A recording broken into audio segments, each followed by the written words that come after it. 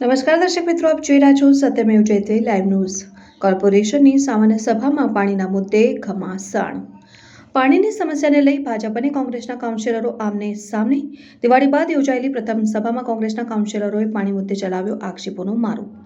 માનવ સર્જિત પૂરની સમસ્યા સંદર્ભે પણ કોંગ્રેસે ઉઠાવ્યા સવાલો। કોંગ્રેસ કાઉન્સિલરોના સવાલોના જવાબો નહીં મળતા કાઉન્સિલર ઓફ ફ્લોર પર બેસી નોંધાવ્યો વિરોધ।